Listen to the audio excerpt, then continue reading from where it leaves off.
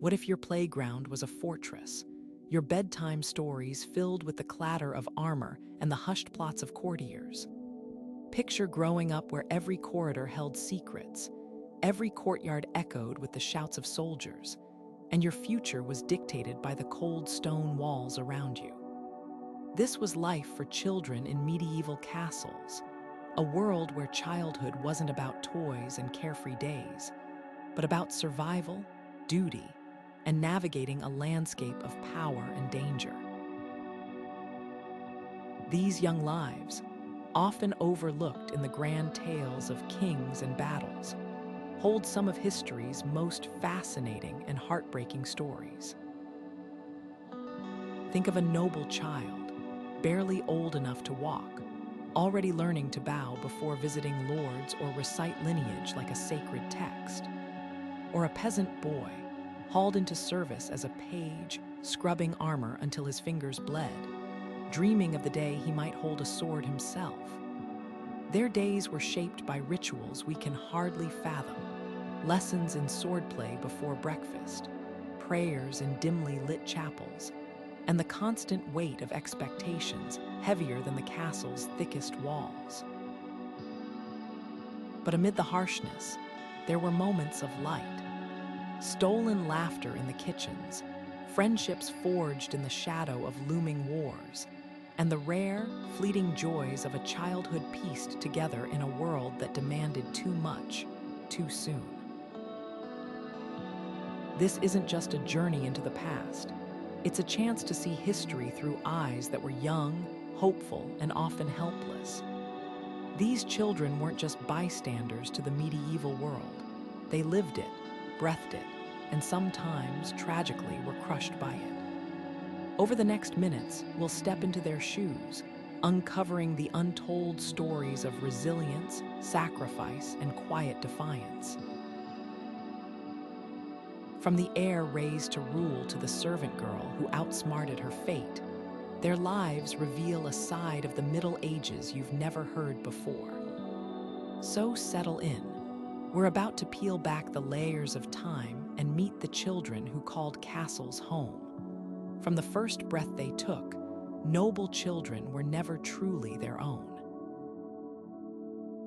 Their cradle songs were lullabies of lineage, their toys carved with the sigils of their house, swords for boys, spinning tops engraved with coats of arms, dolls dressed in the finery of future brides for girls. Every moment was a lesson, every game a rehearsal for the roles they would inherit. A boy of 5 might practice his letters by copying treaties instead of nursery rhymes, while a girl of 7 could recite the alliances of her family tree before she knew the names of all the flowers in the castle garden. The training was relentless. Before dawn, young lords would be roused for hours of swordplay, their small hands blistered from gripping practice weapons too large for them. Tutors drilled them in languages, heraldry, and the cold arithmetic of war, how many knights a rival house could muster, how long a siege might last. Meanwhile, their sisters sat with needlework in their laps, stitching tapestries while eavesdropping on the political whispers of visiting ladies. A single misspoken word could unravel years of careful diplomacy, so their education was just as rigorous. Music to charm, poetry to persuade, and the subtle art of smiling while measuring every conversation for advantage. Betrothals sealed their fates before they lost their first teeth. A boy of 8 might be pledged to a stranger across the sea, his future written in ink and wax, while a girl barely past childhood could find herself sent to a foreign court, her body a bargaining chip in a game she didn't choose to play. The lucky ones had years to prepare. Others were married by 12, their childhoods cut short by the demands of dynasties. And yet, sometimes, in the margins of illuminated manuscripts or the notes of a court scribe, we catch glimpses of rebellion. A prince sneaking off to fish in the moat, a young countess hiding a beloved pet hound despite her nurse's protests. These fleeting acts of defiance remind us that behind the titles and the tapestries, they were still children, carrying crowns too heavy for their heads. While noble children practiced swordplay and courtly manners, another world hummed just beyond the castle's great halls, one of soot-streaked faces and calloused hands. Peasant children didn't inherit thrones, they inherited labor. As young as 5 or 6, they were put to work, their small bodies hauling water from wells, scrubbing endless piles of dishes, or chasing geese through muddy courtyards.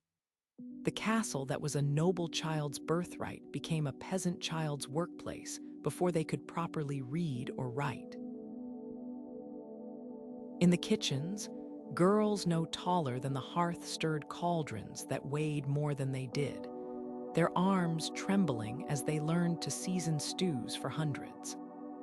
Boys in the stables slept atop hay bales, waking at all hours to tend war horses that could kick them senseless if they startled wrong. There were no tutors teaching them Latin or music, only the brutal curriculum of survival. How to dodge a cook's ladle when bread burned, how to stitch a wound with thread pulled from their own sleeves, how to swallow pride when a noble child demanded their lunch as a plaything. Yet in the cracks between duties, they carved out pockets of childhood. They played tag in the grain stores when the steward wasn't looking, fashioned dolls from straw and scrap cloth, and whispered ghost stories in the servants' quarters after dark. Seasonal festivals offered rare reprieves, a May Day dance where a stable boy might steal a moment with the baker's daughter, or a harvest feast where even the lowest kitchen maid could taste honeyed treats usually reserved for high tables. And sometimes, just sometimes, an unexpected kindness cut through the harshness. A knight's wife slipping a warm bun to a scullery girl, or an aging scribe teaching a curious stable hand to trace letters in the dirt. The irony: these children knew the castle better than the nobles who owned it. They memorized its shortcuts and hidden passages, the way morning light slanted through the buttery window, the exact spot where the moat's reeds hid duck eggs. Their hands wore down the stones nobles barely touched, and when famine or war came, it was their families who starved first while the great halls still echoed with feasting. Yet in quiet acts, a shepherd boy leading lost travelers to safety, a laundress's daughter concocting herbal remedies for the sick, they claimed their own kind of nobility. Their legacy isn't etched in chronicles, but in the 1,000 unspoken ways they kept castles alive, one backbreaking day at a time. War didn't ask for permission before stealing childhoods. In the chaos of medieval battlefields, boys as young as 7 found themselves thrust into roles far beyond their years, not as bystanders, but as participants in a brutal dance of survival. Squires, barely tall enough to buckle a knight's armor, learned to clean blood from before they could properly wield the swords they polished. Siege camps became their classrooms, where lessons weren't in letters or music, but in how to steady a trembling hand while passing arrows to archers, or how to ignore the screams from beyond the walls. Some children didn't just serve, they fought. When villages were raided, boys grabbed pitchforks or hunting bows, defending homes with the same desperation as their fathers. Chroniclers tell of a 12-year-old who stood atop a burning mill, hurling stones at attackers until the roof collapsed beneath him. Others became accidental heroes, like the young messenger who crawled through enemy lines with a plea for reinforcements clenched between his teeth, or the kitchen girl who disguised herself as a soldier to smuggle food to starving defenders. Their stories blur the lines between bravery and tragedy, a reminder that war made no exceptions for age. But for every tale of defiance, there were countless silent victims. Children orphaned in sacked towns wandered battlefields, searching for faces they'd never see again. Girls taken as spoils of war vanished into foreign households, their fates erased from records. Even those who survived bore invisible wounds, nightmares that outlasted the war, flinching at the sound of thunder long after the last catapult had fallen silent. Yet amid the darkness, glimmers of resilience shine through. A squire who scribbled drawings of his village in the margins of his training manual. A group of young camp followers who secretly nursed a wounded enemy soldier back to health. These fragments of humanity, small but unbroken, remind us that even in war's shadow, childhood refused to disappear entirely. Their voices, though often drowned out by the clatter of swords, whisper a truth we mustn't forget. War's youngest witnesses were never just spectators. They were its collateral, its unlikely heroes, and sometimes its most heartbreaking casualties. The castle's schoolroom was a world of wax tablets and whispered prayers, where even sunlight seemed to enter by permission. Noble children bent over parchment under the watchful eyes of tutors, their fingers stained with ink instead of dirt.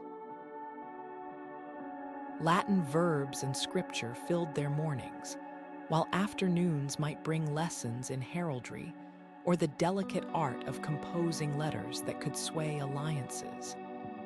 For these chosen few, education wasn't just about knowledge.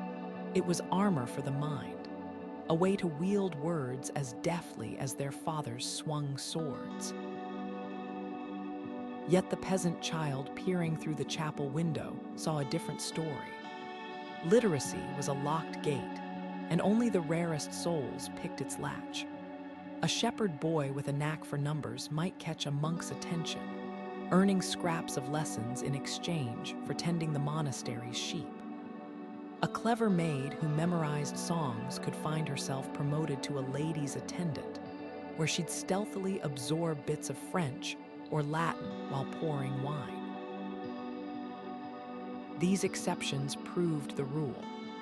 For most, the only books were the calluses on their hands, their lessons written in the rhythm of seasons and survival. Behind the solemn faces of monastery schools, another truth simmered. Education was power, and power demanded control. Young oblates memorized psalms until their voices harmonized perfectly with orthodoxy, while noble girls practiced embroidery stitches that spelled out their family's ambitions in silk thread. Even the minds were funneled toward prescribed ends. Boys destined for the church learned to parse scripture, not question it. Future lords studied battle strategies, not the grievances of the peasants who worked their lands. And yet, like wildflowers cracking through cobblestones, curiosity persisted. Margins of illuminated manuscripts bear doodles of mischievous knights and grinning dragons, secret rebellions in ink. Chronicles mention a count's son who traded his copy of Cicero for a merchant's book on distant lands, or the abbess who secretly taught her novices to read Greek. These flickers of defiance remind us that even in a world of rigid roles, young minds could stretch beyond the lines drawn for them. The medieval classroom was a prism. What looked like mere discipline from one angle revealed, when tilted to the light, the colors of countless untold potentials. In the flickering torchlight of castle corners and the dusty lanes of peasant villages, play persisted, not as a luxury, but as necessity. Children carved dolls from turnips when wood was scarce, their makeshift toys dressed in scraps of wool. Noble boys sparred with wooden swords weighted to mimic real steel, their games rehearsals for futures they didn't yet understand. A shepherd's daughter might fashion a doll from bundled reeds, whispering to it the lullabies her mother no longer had time to sing. These objects weren't mere distractions. They were lifelines to normalcy in a world where childhood could be snatched away by the next famine or feud. Chessboards told stories beyond strategy. A noble child's ivory pawns weren't just pieces. They were lessons in sacrifice and patience, each move echoing the political gambits of their parents. Meanwhile, peasant children played fox and geese with pebbles on scratched dirt, their laughter cutting through the weariness of long workdays. Seasonal rhythms shaped play too. May Day dances wove ribbons around poles. Harvest festivals turned apple bobbing into raucous contests. And winter evenings brought storytelling where blurred with whispered gossip from the adult world. The most poignant games were those of pure imagination. Chronicles mention a young prince who staged elaborate battles with walnut shells, or the laundress's children who turned a discarded helmet into a makeshift boat, sailing it in rain-filled courtyard puddles. Even in plague years, when death lurked at every threshold, children played, ring around the grim mimicry of the suffering around them, yet also a stubborn refusal to surrender joy. What's remarkable isn't just that they played, but how play became their silent rebellion. A squire sneaking dice games behind the stables was defying more than his tutor's rules. He was clinging to autonomy. A noble girl hiding a stolon to share with her maid wasn't just breaking protocol. She was bridging worlds her elders had built walls between. These moments, fleeting as they were, prove that medieval children weren't just preparing for adulthood. They were carving out spaces to simply be. Their toys, worn smooth by small hands, whisper across centuries a truth we recognize instantly. Even in darkness, children will always find a way to let in light. The ink on their betrothal contracts often dried before the children could read them. A 5-year-old princess might be promised to a prince in a distant land, her dolls replaced with miniature portraits of a future husband she'd never met. By 7, she'd be learning his language. By 9, memorizing the names of his relatives like verses from a psalm. For noble children, marriage wasn't a celebration. It was a transaction, their tiny hands signing away futures they couldn't yet comprehend. Consider of Austria, pledged at 3 to the French Dauphin, only to be returned a decade later when the alliance soured, her worth measured in treaties, not tenderness. Or the tragic fate of Isabella of Valois, married at 12 to an English king decades her senior, her letters home begging for a reprieve that never came. These weren't exceptions, they were the rule.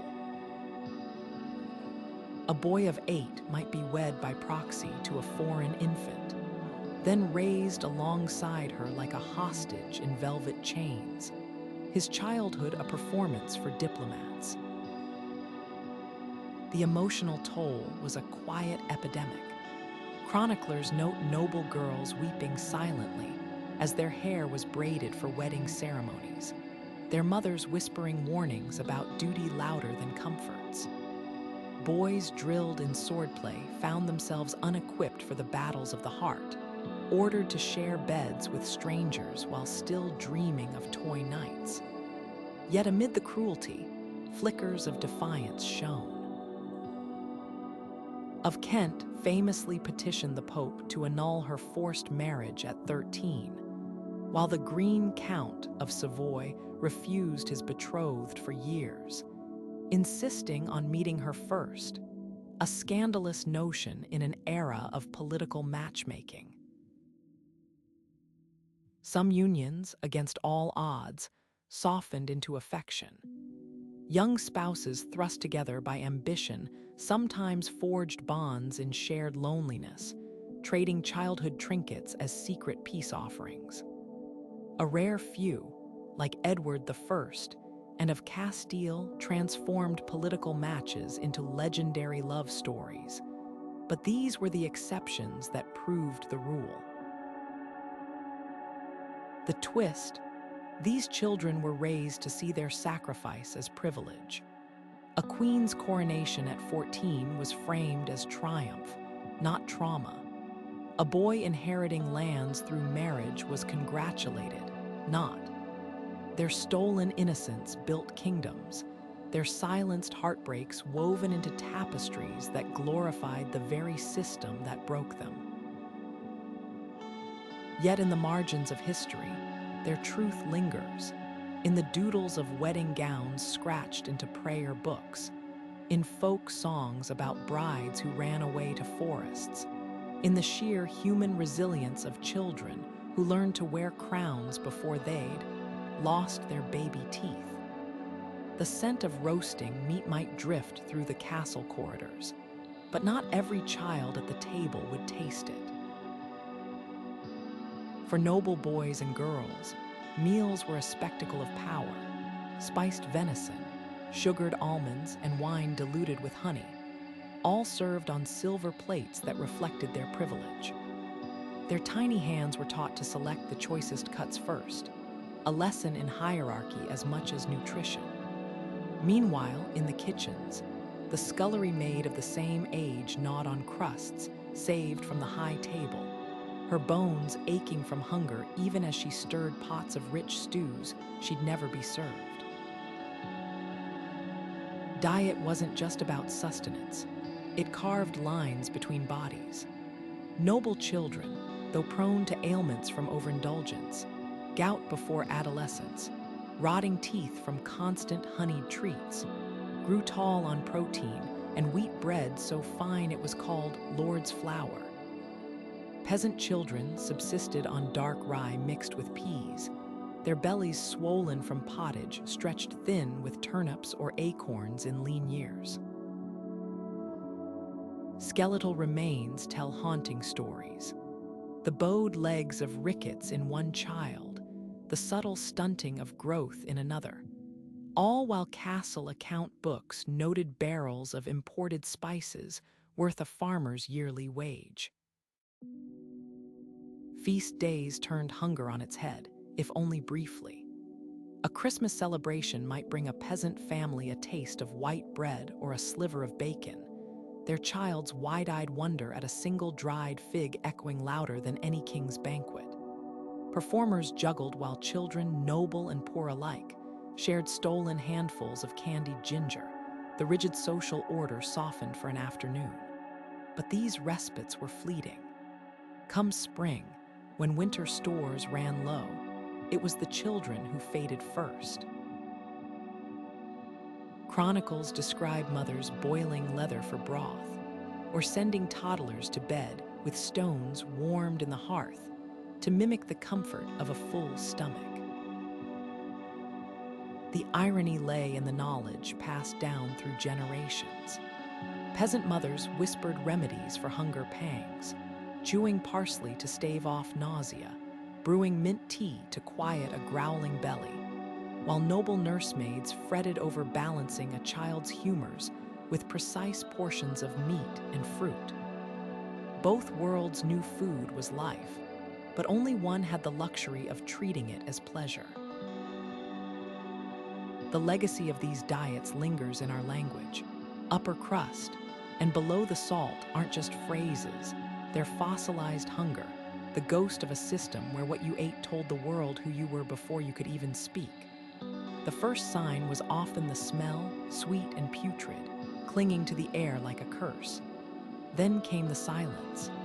No children's laughter in the courtyards, no clatter of wooden toys on cobblestones. The Black Death didn't just kill, it erased whole chapters of childhood in weeks. Parents collapsed mid-lullaby, leaving toddlers to wander plague-stricken villages, their tiny hands clutching the skirts of corpses. For those who survived, grief wasn't abstract. It was the empty space at the dinner table, the cold hearth where a mother's stories once warmed the air. Yet amid the devastation, children adapted with a chilling pragmatism. Orphaned boys as young as 10 took up their father's trades, their small hands struggling to hold tools meant for grown men.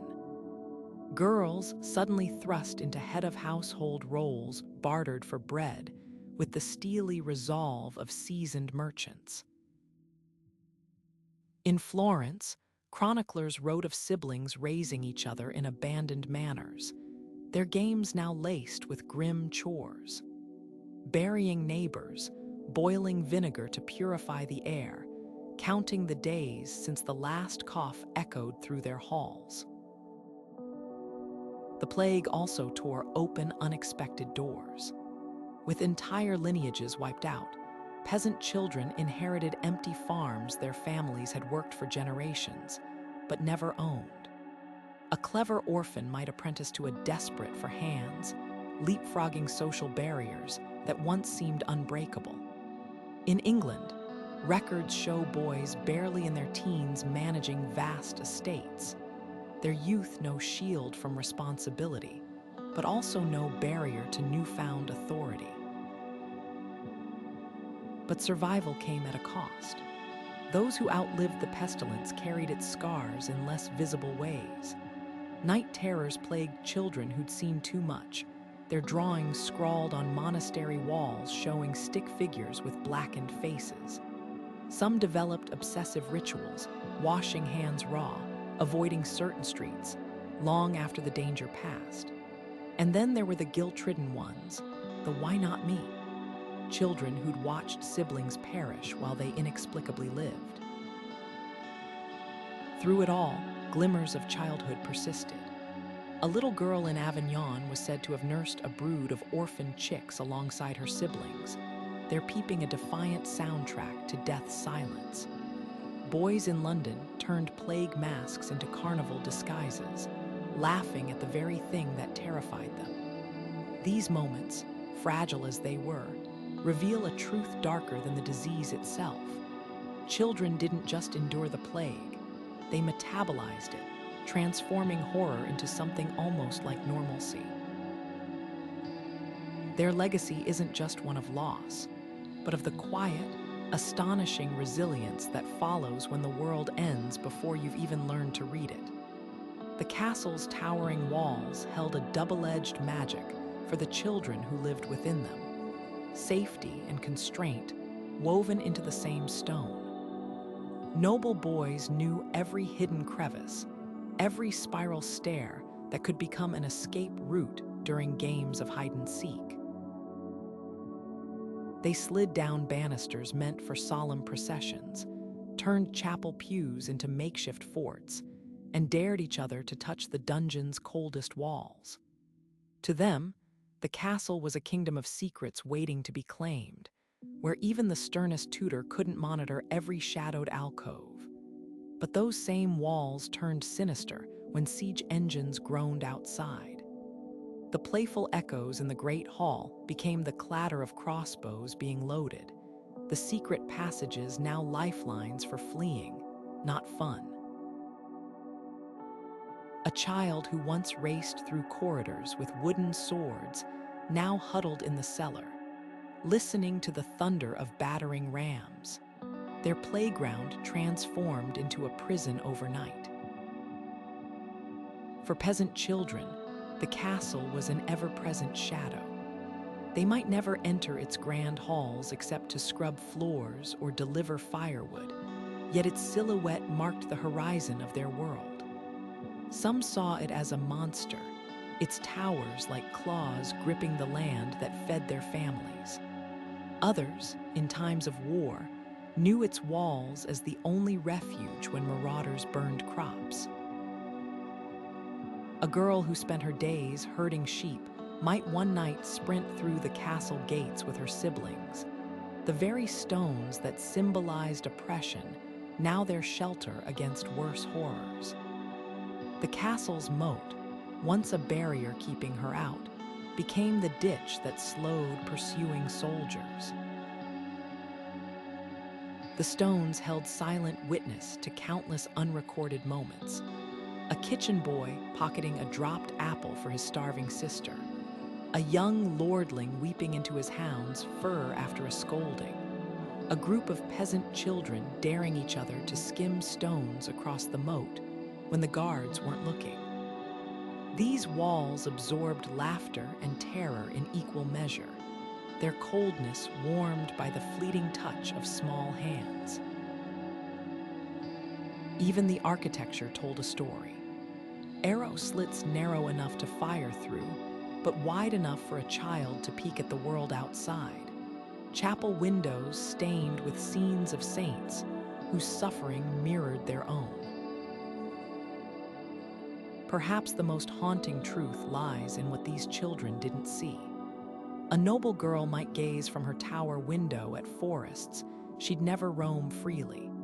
A stable boy's view was limited to the patch of sky visible between gatehouse towers. The castle shaped not just their bodies, bent over lessons or labor, but their very imaginations. Dreams either stretched beyond the walls or shrank to fit within them. And when the last torch guttered out at night, the stones remembered what the chroniclers omitted. The sound of a child humming to ward off fear, the scratch of a toy knight being dragged across a windowsill, the whispered promises between siblings that one day they'd be free. The castle's pre-dawn stillness was broken not by roosters, but by the scrape of tiny hands scrubbing. While noble children slept under down quilts, scullions, some no older than 6, stoked fires in kitchens so vast their small bodies vanished in the steam. These were the invisible children, their labor measured in buckets of water hauled from wells, in endless piles of trenchers scoured clean with sand until their fingers bled. History books name kings and knights, but the medieval world turned on the backs of boys who carried firewood taller than themselves, of girls who spent their childhoods stirring cauldrons heavier than their own weight. Take the shepherd boys, sent to the hills at first light with nothing but a crust of bread and a slingshot to ward off wolves. Their songs kept flocks together, but their real skill lay in reading the land, knowing which pastures would hide a lost lamb, which berries could stave off hunger until supper. At dusk, they returned to villages where their mothers spun thread by firelight, their own small siblings already learning to card wool with hands too weak for the task. Entire families worked in shifts, childhoods dissolving into the rhythm of spindle and loom. In the castles, hierarchy dictated even children's labor. A page might polish armor with dreams of knighthood, while a kitchen boy 2 years his junior scrubbed latrines without hope of promotion. Girls fared worse. Laundresses' daughters spent hours beating linens in icy streams, their knuckles raw while noble ladies their age embroidered silk. The jobs often fell to the youngest, collecting leeches for barber surgeons, or the whipping boys, who absorbed punishments meant for spoiled noble heirs. Yet traces of their presence linger in unexpected places. Cathedral ledgers note payments to the small boy who chased pigeons from the granary, while a merchant's diary mentions a child chimney sweep paid in apples. Their voices may be absent from chronicles, but their hands shaped the world, from the perfectly laid stones of castle walls, mixed by children treading mortar like grapes, to the precise rows of crops sown by little fingers. When famine came, it was their bodies that faltered first. When plague struck, their graves were the shallowest. The greatest testament to their resilience lies in the rare moments they stole back. A scribble in a margin shows a tired apprentice's doodle of his dog. Folk songs tell of shepherds playing reed flutes to pass the time. And sometimes, in the accounts of a rare compassionate monk, we find hints of kindness. An extra loaf given to a hungry stable boy, an old nurse secretly teaching a servant's child her letters. These flickers of light, however faint, remind us that behind the ceaseless labor were real children, breathing, dreaming, and in their quiet way, enduring. Darkness in the medieval world wasn't empty, it pulsed with unseen things. A child's bedtime might begin with a lullaby, only to end with a warning. Don't stray too far, or the fairy folk will steal you away. These stories weren't just entertainment. They were survival lessons wrapped in velvet. Parents whispered of water nymphs who dragged disobedient children into ponds, of household spirits who punished ungrateful servants with spoiled milk and tangled yarn. Every shadow held a lesson, every rustle in the straw a potential demon. Yet the same tales that terrified also comforted. A peasant girl clutching a straw doll might imagine her dead grandmother's spirit in the form of a ladybug, landing on her finger with secret warmth. Boys guarding sheep told each other of Saint Christopher's giant wolf, who supposedly prowled the edges of the flock to keep real predators at bay. The supernatural wasn't just a threat, it was a language children used to explain everything from a missing loaf of bread, blamed on mischievous pixies, to the sudden recovery of a sick sibling, credited to a saint's unseen hand. The line between belief and make-believe was thinner than parchment. Chroniclers recorded children's games with eerie gravity, groups of youngsters swearing they danced with the green man in moonlit clearings, or a shepherd boy who insisted an angel taught him to mend his broken flute. Even nobles weren't immune. Young princes wore amulets against the evil eye, while their sisters tucked rowan twigs under mattresses to ward off nightmares. What modern minds dismiss as superstition was, to them, as real as hunger or cold. Some legends served as grim coping mechanisms. The widespread tale of the changeling, a fairy child left in place of a stolen human baby, may have explained developmental disabilities to frightened parents. Stories of ghostly armies riding through storm clouds helped orphans process the trauma of losing fathers in war. And when plague carts rumbled through streets, children invented rhymes about the laughing sickness, turning incomprehensible horror into something with rules they could pretend to understand. But not all was darkness. Folklore also preserved pockets of wonder. A lullaby about the moon's silver cradle reminded children that beauty existed beyond their smoky huts. The legend of the Christmas talking animals promised that for one magical night, even the lowliest donkey could speak truths kings needed to hear. These sparks of hope, passed between generations like treasured embers, reveal something profound. Medieval children weren't just passive recipients of fear. They reshaped the stories they were given, turning warnings into adventures, monsters into allies, and when the night felt endless, inventing their own dawns. A tiny grave in the shadow of a castle wall held fewer bones than a grown man's hand. Infant mortality was so common that some parents hesitated to name children until they survived their first winter, referring to them simply as little bird or pebble in fragile hope. Yet familiarity didn't dull the sting. A mother's tears salted the same earth whether she'd lost her firstborn or her fifth. Medieval children grew up stepping over graves in churchyards, where small plots clustered like unspoken questions. They knew death not as some distant specter, but as the playmate who vanished after a fever, the baby sibling whose cradle was repurposed before the year was out. Memorials for lost children were often heartbreakingly modest: a scrap of embroidery tucked into a shroud, a wooden cross carved with a single initial. Wealthier families might commission a chrism cloth, the baptismal garment draped over the infant's effigy on their tomb, frozen in perpetual innocence. But peasants mourned with what they had: a sprig of rosemary placed in tiny hands, a lock of hair braided into a mother's girdle to carry the lost child close.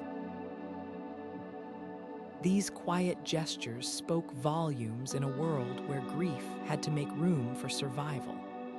A shepherd couldn't stop tending flocks because a daughter drowned. A blacksmith's son still hauled water the morning after burying his brother. Children processed loss through rituals both tender and unsettling. In some villages, siblings were encouraged to play funeral with dolls or fallen leaves, rehearsing the motions of mourning before death visited their own homes. Others found solace in stories where departed children became angels or will-o'-the-wisps guiding travelers, a way to keep them near without speaking the unspeakable. The line between memory and superstition blurred. Parents warned living children not to disturb certain patches of wildflowers, lest they wake the sleeping ones beneath.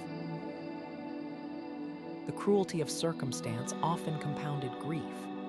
Wet nurses accused of negligence might face fines or beatings when infants died, their own anguish ignored. Records from London's orphanages list toddlers given to the church after parents succumbed to plague, their fates reduced to a single line in a ledger. Yet even in the darkest corners, resilience flickered. A Sussex grave shows two children buried holding hands, their skeletons arranged by someone who wanted them to have comfort in eternity. A scribbled prayer in a nun's diary asks saints to mind the little ones who got lost on their way home. Perhaps the most poignant testament lies in what wasn't said. Parents rarely wrote of dead children, not from lack of love, but because some sorrow's parchment. Instead, their grief echoes in the repetitive names given to newborns, John after John, following, as if willing the lost child back through sheer persistence. These silent reckonings with mortality shaped medieval childhoods as deeply as any lesson or lullaby. To grow up, then, was to know that joy and loss could share the same cradle, and that remembering, whether through a whispered story or a wildflower left untrampled, was its own kind of keeping. The monastery gates swung shut with a sound that echoed through childhoods, some given willingly, others surrendered like taxes. Oblates, as these offered children were called, arrived as young as 5 or 6, their small hands folded in imitation of the monks they'd someday become. Noble families donated second sons to secure divine favor, while paupers left infants on abbey steps, hoping the church's porridge would stretch further than their own empty bowls. To the outside world, these places seemed serene. Choirs of boyish voices chanting psalms, novices copying manuscripts with meticulous care. But behind the cloistered walls, childhood was measured in incense burns and the relentless tolling of bells. Discipline began at dawn. A 7-year-old oblate might spend hours on his knees, reciting Latin verses until the words blurred into exhaustion. Missteps brought not a parent's scolding, but the sting of a birch rod across tender palms. Yet for some, the rigid rhythms offered solace. An orphaned girl tending the abbey's herb garden could find pride in healing salves she'd never have learned to make in her village. A boy with a knack for letters might rise to scribe, his quill scratching out histories that would outlive him. The church didn't just demand obedience, it provided identity, a chance to matter beyond the accidents of birth. But not every soul bent to the yoke. Chronicles whisper of novices who scaled monastery walls to taste freedom, only to be dragged back by their hoods. One account tells of a 12-year-old who fled 3 times, each return met with harsher penance, fasting on bread and water, nights spent prostrate before the altar. Others rebelled in subtler ways, carving pagan symbols into choir stalls, hiding frogs in the abbot's boots, or smuggling contraband sweets into confessionals. The most tragic were those who internalized their failure, like young brother, who starved himself to death after breaking a Lenten fast, convinced even God couldn't forgive a stolen bite of cheese. The path to sainthood was the ultimate double-edged sword. Girl prophets like Saint of Siena claimed visions as toddlers, their piety weaponized by clergy eager for living relics. Parents of such children faced agonizing choices: encourage divine favor and risk losing them to the cloister, or suppress the gift and court divine wrath. The lucky mystics found patronage. The unlucky ones were labeled heretics or mad. For every of Arc, whose voices led her to glory, there were hundreds of unnamed children whose ecstasies ended in quiet disgrace or worse. Yet glimpses of ordinary grace persist. A monk's diary mentions teaching a homesick oblate to whittle toy animals from candle stubs. A nun's letter describes letting her youngest charges race down the cloister walk after Vespers, their laughter bouncing off stone usually reserved for silence. These fleeting mercies remind us that behind the vows and vestments, they were still children, singing off-key in chapel, trading holy card pictures like currency, and sometimes, just sometimes, pressing their faces against the stained glass to watch the world they'd been promised to forget. From the moment a medieval girl took her first breath, her world was measured in smaller increments than her brother's. While he practiced swordplay, she held a needle. While he memorized Latin verbs, she learned to curtsy just so. The weight of expectation pressed down early. A noble daughter's dolls wore miniature versions of her future wedding gown, and peasant girls rocked siblings in cradles long before they held their own children. Yet history's margins whisper of those who refuse to stay within the lines. Take of Arc, the most famous rebel, but far from the only one. Chronicles tell of a German girl who bound her chest and fought as a mercenary for a decade before being unmasked, or the Spanish noblewoman who disguised herself as a monk to attend university. These stories shock us because they defy the stereotype of passive medieval womanhood. Yet for every girl who became a warrior or scholar, thousands more chafed invisibly.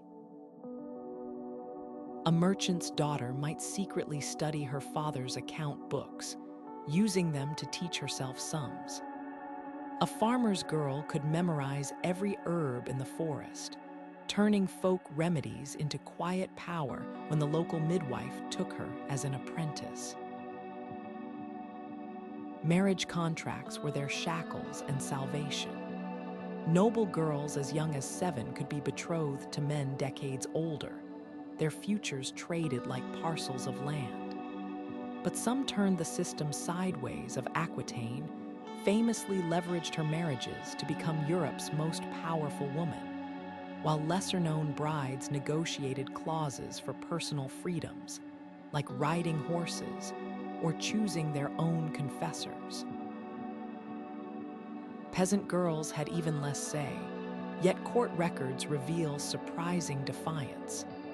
A 14-year-old who refused her parents' chosen groom, claiming he smelled of rotten turnips, or the orphan who threatened to jump into the mill pond rather than wed her cousin. Convents offered another kind of cage and key. While some oblates wept at the cloister gates, others seized the education and authority to wives. Of composed music that still echoes today, became Europe's first professional female writer. Even in poverty, nuns like Clare of Assisi wielded moral authority that made kings listen. For every girl forced into vows, another chose them strategically, trading motherhood for manuscripts. The tragedy lies in how much talent was lost. How many brilliant minds spent lifetimes embroidering altar cloths? How many healers' knowledge died with them because no monk would transcribe a woman's recipes? Yet the triumph is equally real in the stubbornness of a girl teaching herself to read by candlelight, in the whispered ballads that kept forbidden stories alive. Their legacy isn't just oppression. It's the unbroken thread of resilience that connects medieval daughters to women today, still fighting to redefine their place in the world. A child born with a twisted limb or clouded mind entered a world with no place for weakness. Noble families hid away disabled heirs in remote country houses or paid monasteries to take them as holy burdens, their existence scrubbed from official lineages. Peasant parents faced choices, abandoning a blind infant at the crossroads where travelers might pity it, or keeping a child who couldn't work and watching the whole family starve. Yet in the cracks of this harsh system, glimmers of humanity survived. Consider the court fools, some genuinely disabled, others simply small-statured, who turned their differences into survival. A boy with a hunched back might learn to juggle or recite bawdy rhymes, trading dignity for daily bread. More tragically, some were kept as living toys, their seizures or tics laughed at by nobles who tossed them scraps like pets. Yet records show a few won genuine affection. Henry III's fool Roland had his own servant and fine clothes, while a Spanish countess famously left her beloved simpleton a plot of land in her will. Orphans fared worse unless they could make themselves useful. London's Mary of the Angels orphanage took in foundlings, but marked their clothes with permanent red crosses to brand them as charity cases. Apprenticeship indentures for parentless children read like slave contracts, bound to masters for a decade in exchange for meager food and the barest training. Some ran away to join roving bands of child beggars, perfecting the art of the hunger limp, or feigning fits to loosen purse strings. The darkest fate awaited those with no skills to trade. Archaeological digs reveal mass graves of children with congenital defects, their bones showing signs of malnutrition even in wealthy districts. Church ledgers occasionally note pennies given for the crippled boy at the gate, but more often, these lives vanished unrecorded. Yet against all odds, some outwitted their circumstances. A one-handed girl in Ghent became renowned for her lacework, using her teeth to tension threads. A mute orphan in Paris communicated through carved wooden figures, so vivid merchants commissioned them as toys.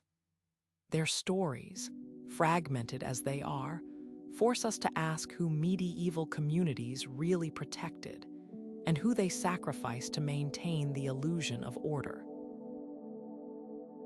The answer lies in the quiet defiance of a blind minstrel teaching himself to play the lute by touch, or the orphaned siblings who turned an abandoned dovecote into a home. Their lives, though whispered at history's edges, prove that even the most broken systems couldn't entirely extinguish the will to belong. For a few glorious days each year, the rigid order of medieval life dissolved into something resembling magic. The arrival of a traveling fair transformed castle baileys and village squares into kaleidoscopes of color and noise, tumbling acrobats in patchwork costumes, spice merchants hawking saffron and cinnamon, puppet shows where dragons battled saints to the delight of wide-eyed children. Even the sternest lord couldn't prevent his servants from sneaking away to gape at fire eaters or dancing bears. These festivals weren't just entertainment. They were lifelines, offering children raised on duty and deprivation a taste of unbridled joy. Imagine a peasant girl who spent her days scrubbing pots, suddenly clutching a honeyed fig, a luxury usually reserved for nobility, bought with pennies saved all year. Or a noble boy, usually swaddled in velvet, slipping away to play stickball with village children in the dust, his title momentarily forgotten. May Day saw girls weaving flower crowns as equals, regardless of birth, while winter solstice bonfires lit up faces both rich and poor with the same golden glow. Records from Chester's Midsummer Fair describe a baker's daughter winning the archery contest. Her prize, a silver ribbon handed to her by the mayor's scowling son, proof that for one afternoon, skill could outshine status.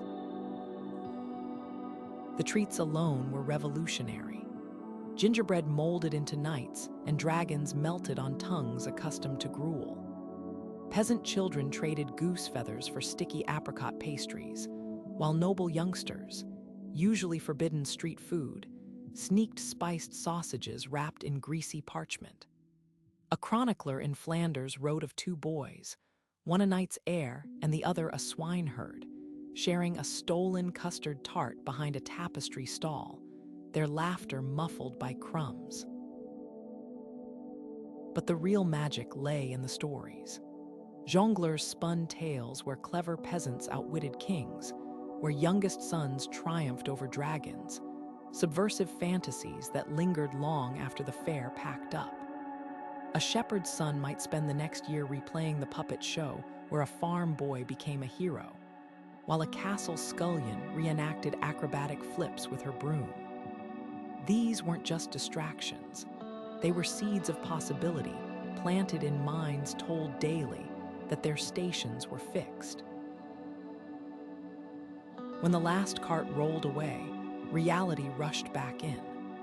Yet something subtle had shifted, the memory of that fleeting equality, the proof that joy could be seized even in a world designed to deny it. The stains on a noble child's tunic from berry tarts became a mother's secret smile. The ribbon won by the weaver's daughter stayed tied to her loom, a bright defiance against the gray rhythm of her days. These festivals taught children what their elders often forgot, that life, no matter how heavy, could still be lightened by the weightless gift of a sugared almond, or the shared wonder of a firework bursting against a starless sky. The sting of the birch rod was often a child's first teacher. Noble or peasant, few escaped the medieval belief that pain carved virtue into young souls. A prince's tutor might strike his knuckles for mispronouncing Latin, while a farmer's son bore the welt of his father's belt for letting sheep stray. Discipline wasn't just punishment, it was performance. Noble children endured corrections before an audience of courtiers to amplify the shame, their tears as much a lesson as the blows. Peasant parents, with less time for ceremony, delivered swift cuffs to the ear or sent misbehaving youngsters to sleep in the barn with only their guilt for company. Records from monastery schools paint grim portraits of routine brutality. A Kentish monk's diary describes making pupils kneel on dried peas for laughing during prayers, their knees bleeding through thin wool robes. Yet the same pages reveal quiet acts of resistance, boys passing forbidden notes in invented codes, or hiding a single cherished marble in their mouths as comfort during beatings. For every child broken by the rod, another found ways to preserve slivers of self. A noble girl in Burgundy secretly sewed fabric scraps into her underskirts to muffle the sting of switches, while an apprentice in London perfected the art of crying convincingly before the first blow landed, sometimes earning mercy through theatrics. The harshest punishments often masked deeper fears. A lord's heir caught stealing sweets might be paraded in a fool's cap not just for theft, but because indulgence threatened the rigid self-control expected of future rulers. Peasant children who wasted time, playing instead of working, faced wrath born of desperation. Every unsupervised moment risked hungry winters. Even the infamous whipping boys, who absorbed punishments meant for young nobles too precious to strike, played a twisted role in power dynamics. Their tears were proof that someone, however lowly, paid for a prince's failures.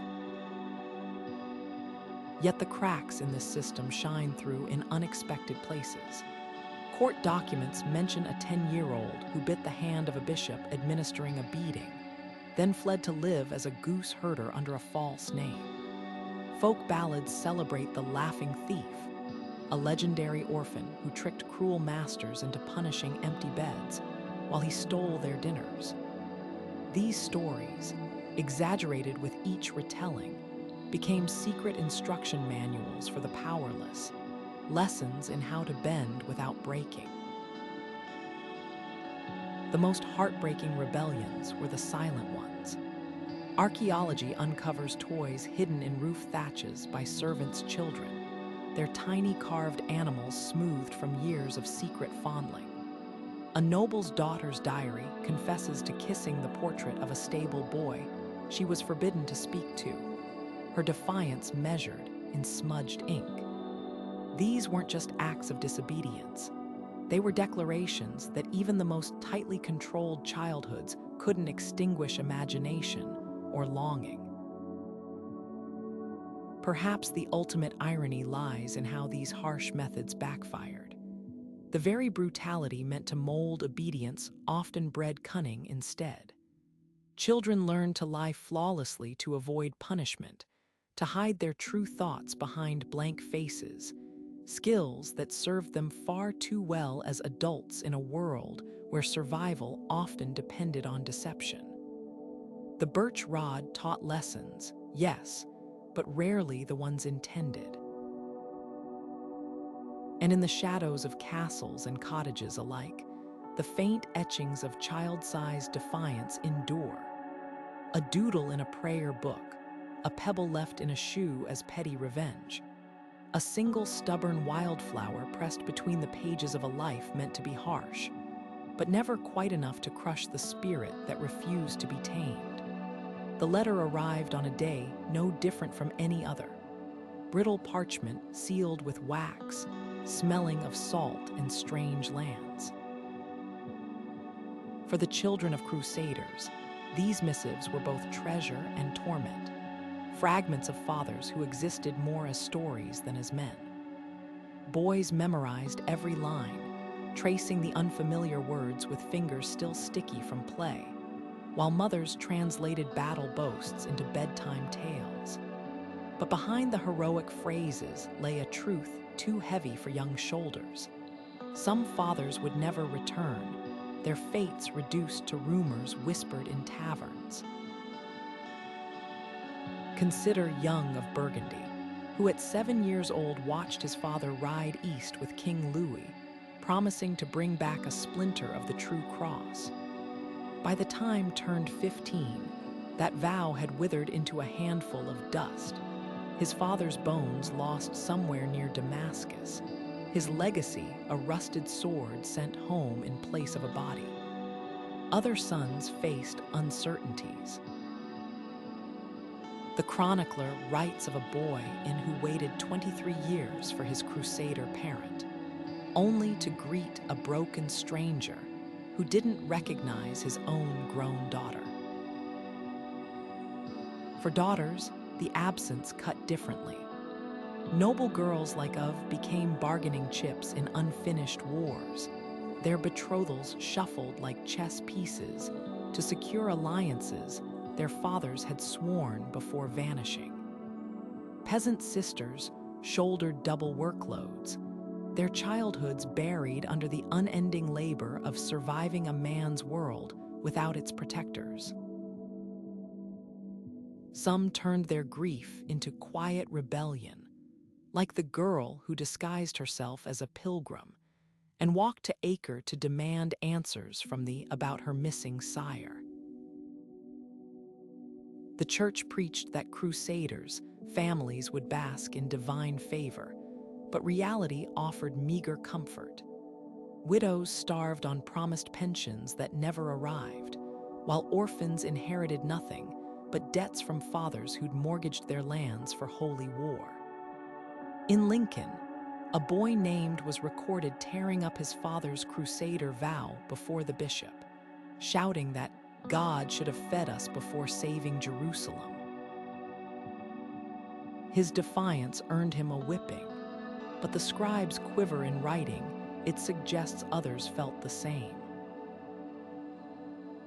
Yet not all memories curdled. Some returning knights brought treasures that dazzled, silks that smelled of saffron, exotic sweets that melted on tongues, tales of rivers so wide you couldn't see the other shore. These fragments of distant worlds ignited imaginations. The Chronicle of St. Abbey describes a carpenter's son who built a model of Jerusalem's walls after his father's stories, launching toy catapults at Pebble Saracens. Other children absorbed crusade lore so deeply, it shaped their futures, like the twins who took monastic vows to pray perpetually for their father's soul, or the girl who funded a hospital with the coins he'd sent from Antioch. The bitterest legacy lay in the children who followed the call themselves.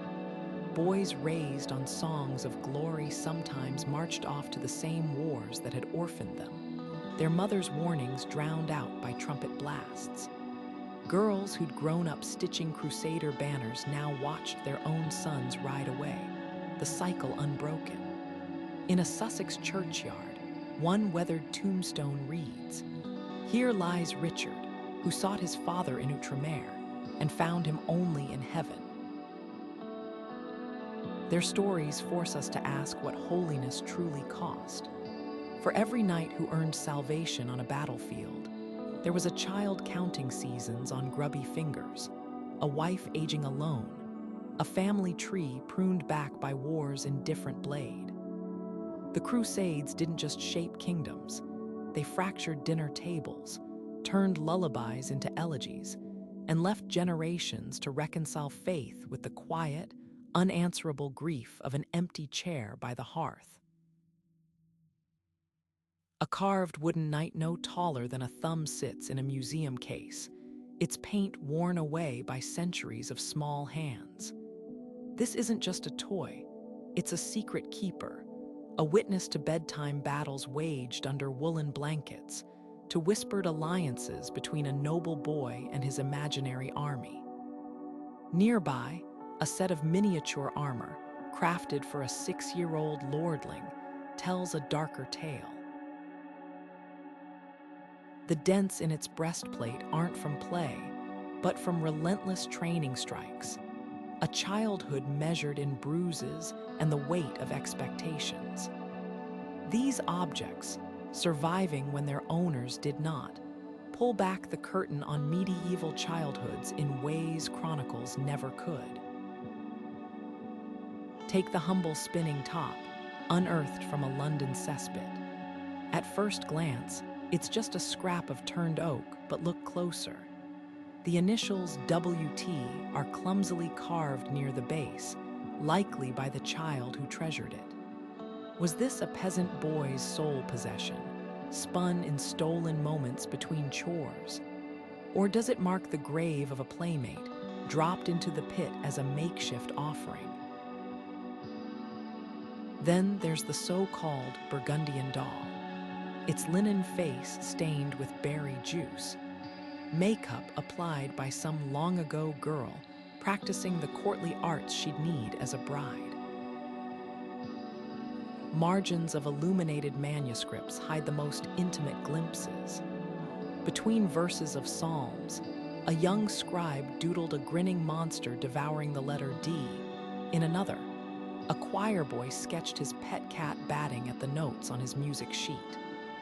These weren't acts of rebellion, but of humanity, proof that even in rigid environments, children carved out space for whimsy. The most haunting artifacts are the ones that defy explanation. A tiny leather shoe found in a French castle's wall, deliberately placed there. Was it a superstition, a prank, or a memorial? A set of knuckle bones strung on a cord worn smooth by fingers long turned to dust. These objects don't just tell us how medieval children played. They whisper what they loved, what they feared, and what they carried close when no one was watching. To hold these relics is to bridge centuries in a heartbeat. The groove where a thumb rubbed a worry stone smooth mirrors the fidgeting of modern children. The uneven stitches on a doll's dress echo the pride of a first sewing lesson. In these fragments, history stops being about dates and battles. It becomes about the universal language of childhood, the need to create, to claim agency, and to leave behind proof that says, "I was here." 12 was the age when childhood slipped through the cracks of history's fingers. A noble boy at this age might already be squiring for a knight, his hands calloused from polishing armor instead of playing with wooden swords. A peasant girl could be married, her dolls replaced with a swaddled infant of her own. Even the concept of adolescence would have baffled medieval minds. Life moved in two acts, helplessness and responsibility, with scarcely a breath between.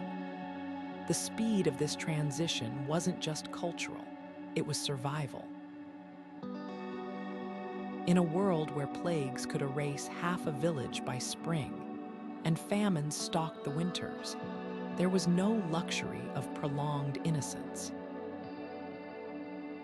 Consider the training of young knights, not the romanticized jousts, but the grueling reality. A 12-year-old squire learned to set broken bones before he could dance, to calculate rations for a siege before he'd mastered fractions. His playthings were real weapons, his bedtime stories battle strategies whispered by veterans. This wasn't just education, it was psychological conditioning.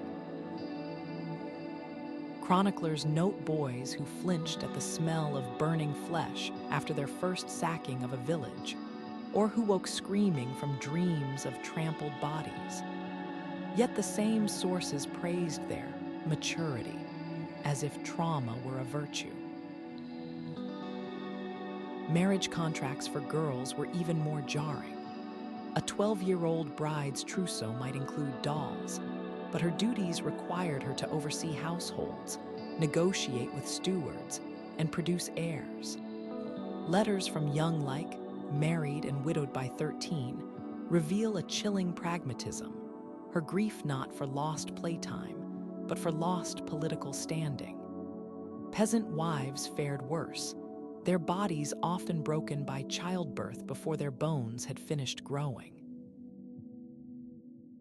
Church records list graves of girls barely 15, buried with their stillborn babies, their short lives measured in duties fulfilled rather than years lived. Yet resilience flickered in unexpected places. A merchant's son, thrust into his father's stall at 10, might secretly trade his lunch for lessons with a scribe. A child bride in Florence famously smuggled books into her marital home, teaching herself Latin by candlelight while her husband snored. These weren't just acts of rebellion. They were proof that even accelerated adulthood couldn't extinguish curiosity. The cost of this system weighed heaviest on minds, not muscles. Skeletal remains show medieval children were often as tall as modern peers, but their artifacts tell a different story. A knight's adolescent son writing to his mother for a real toy, just for me, or a young nun's diary confessing she still rocked an imaginary baby at night. Theft of innocence isn't just a poetic phrase. It's etched in the weariness of a 13-year-old's handwriting, in the way a young widow's portrait ages her 20 years. Historians argue whether this hardening bred strength or stunted souls. The same generation that produced ruthless warlords also raised saints who wept for the poor. Perhaps the truth lies in the margins, in the peasant boy who grew up to found a hospital, his compassion forged from watching siblings die young, or the noble girl who governed better than her father because she'd learned diplomacy dodging his drunken rages. Their childhoods weren't lost. They were compressed into diamonds, brilliant, unyielding, and sharp enough to cut through history's toughest questions.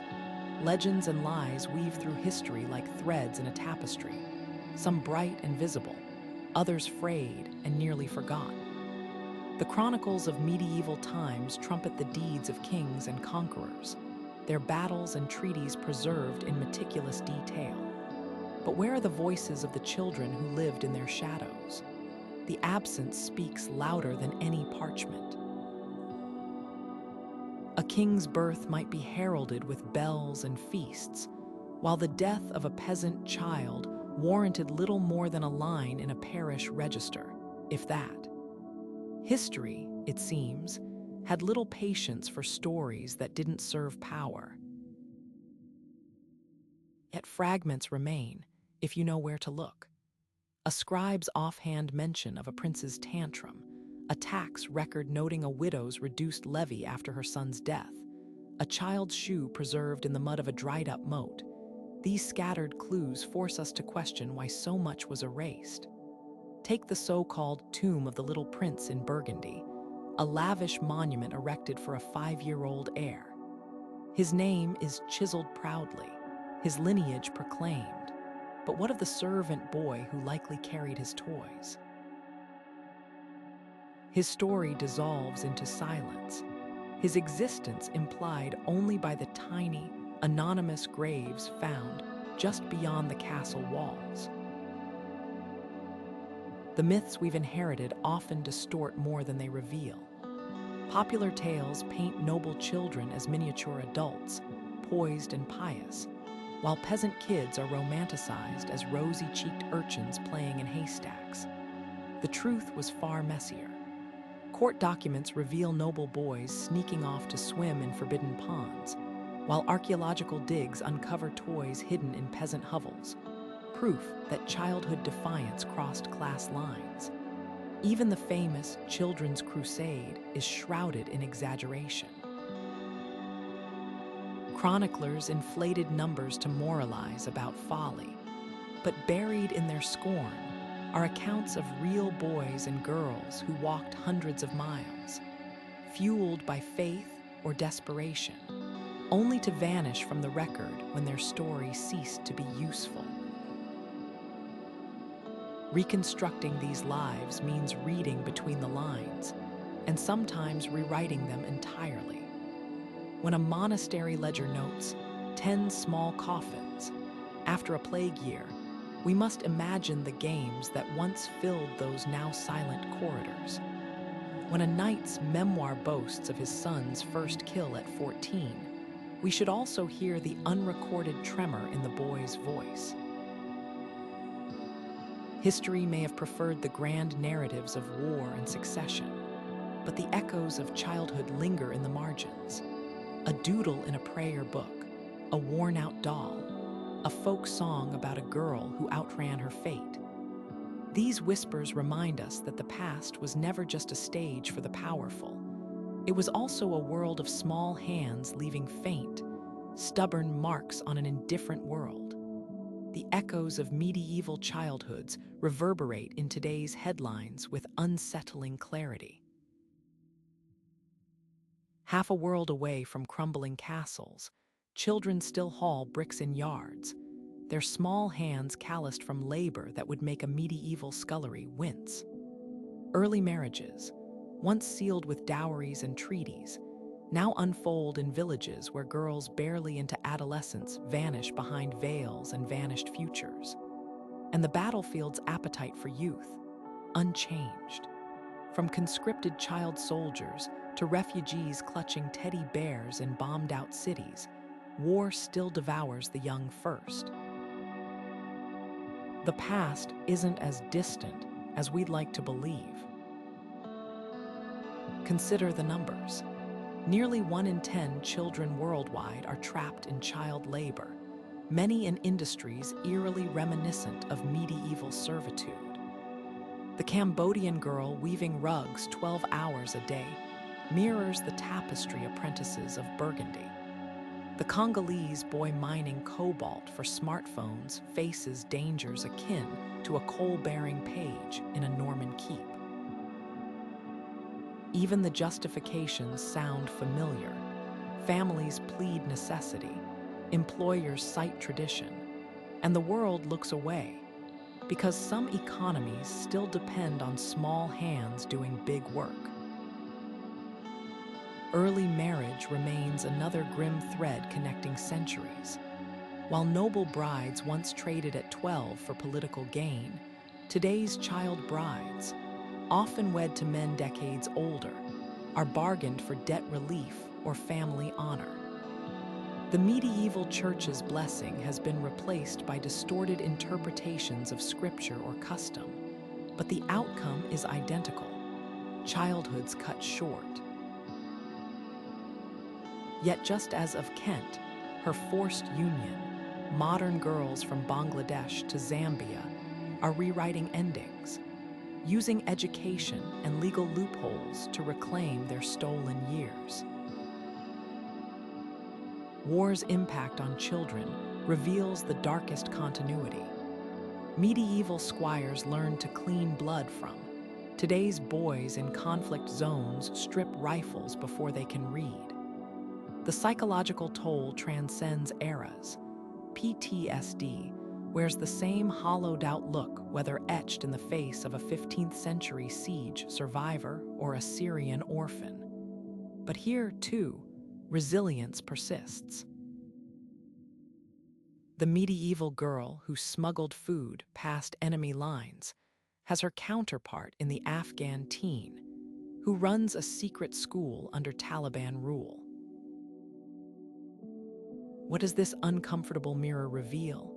Progress, yes. Global literacy rates, declining child mortality, laws against exploitation, but also the stubbornness of human greed and indifference. The castle's walls have morphed into factory fences and border checkpoints, yet the vulnerable still bear the weight of systems built by adults. Perhaps the lesson isn't just how far we've come, but how vigilantly we must guard against backsliding. Those medieval children, their toys buried in moats, their dreams pressed between prayer book pages, whisper a challenge across time. Protection isn't pity, it's justice. And their stories, once overlooked, now demand we listen.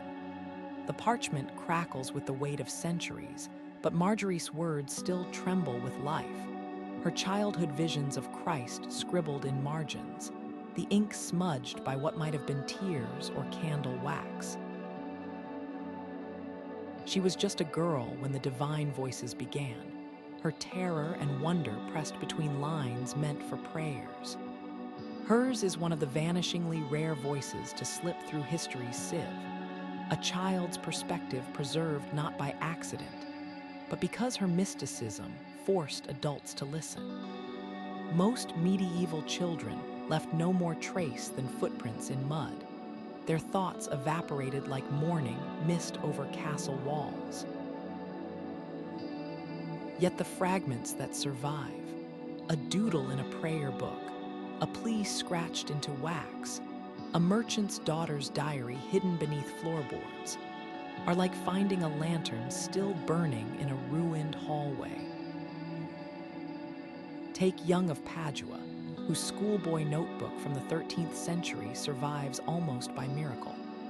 Between Latin exercises, he scribbled complaints about his strict teacher-master, beats us even when we know the verses alongside drawings of knights jousting in the margins.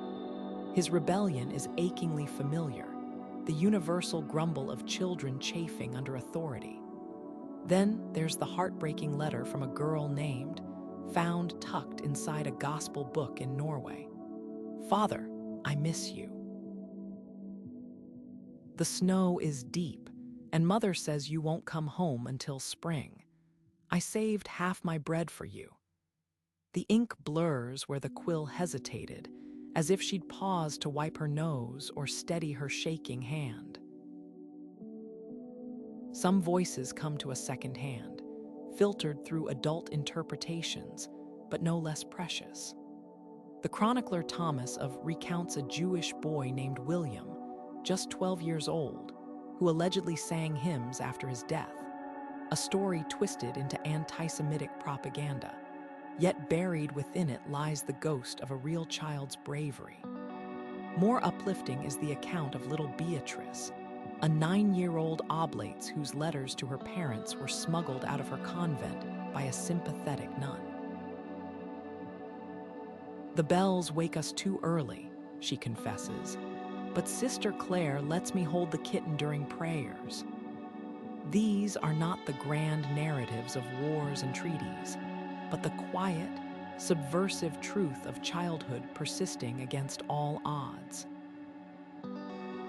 The greatest tragedy lies in what we'll never know. Imagine the bedtime stories peasant children whispered to each other, now lost to time. The jokes that made squires snort into their ale.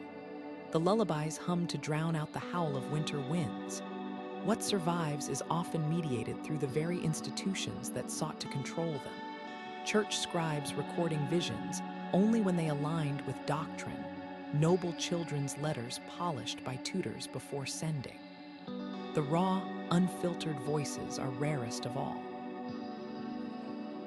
Yet even these fractured glimpses shatter stereotypes. Far from miniature adults, these children come alive in their irreverence. A bishop's nephew drawing silly faces on illuminated initials, a shepherd's son writing his own version of a psalm, where David's sling shoots berries at Goliath's nose. Their humor, their grief, their stubborn hope, these were not relics of some primitive past, but the same vibrant humanity we'd recognize in any playground today. When Marjorie wrote of Christ appearing to her as a playmate clad in green, she wasn't just describing a vision.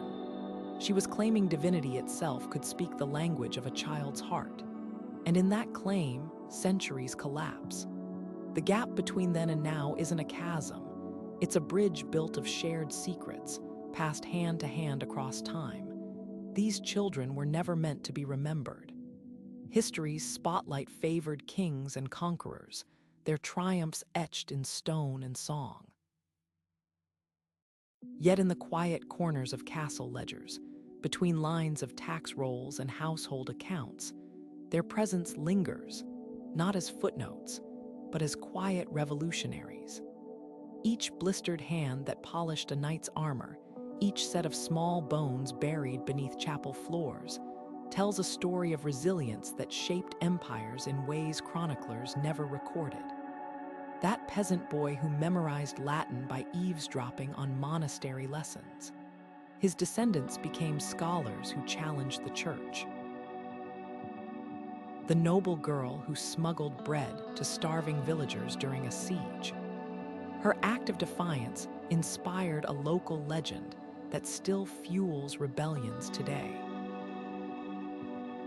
What makes their lives so achingly familiar is how they refuse to be defined by circumstance. A shepherd's son might gaze at the same stars as a prince, both dreaming beyond the walls that trapped them. The toys we've dug up, crudely carved animals, dolls with button eyes, reveal imaginations no different from those of children today. That wooden sword wasn't just a plaything. It was a rehearsal for agency, a child's way of scripting their own narrative in a world determined to write it for them. The true lesson here isn't just about the past. It's about who gets to be remembered and why. For every of Ark, there were thousands of unnamed children whose quiet courage never made it into parchment. Yet their legacy lives on in unexpected ways. In the lullabies we still sing, in the games we still play, in the universal language of scraped knees and stolen laughter. That's the gift they've left us. Proof that history isn't just built on battlefields, but in the small, stubborn acts of living despite it all. So the next time you walk past an old stone wall or run your fingers over the grooves in a centuries-old desk, pause. Listen closely. Beneath the weight of time, you might just hear the echo of a child's whisper, a joke shared in the dark, a promise made between friends who knew their world was unfair but dared to imagine something better. These aren't ghosts, they're reminders. The past is never really past as long as we keep these stories alive. Now it's your turn. Which of these forgotten voices spoke to you the loudest? Drop your thoughts below, and don't forget to subscribe for more journeys into the shadows of history, where the real magic happens.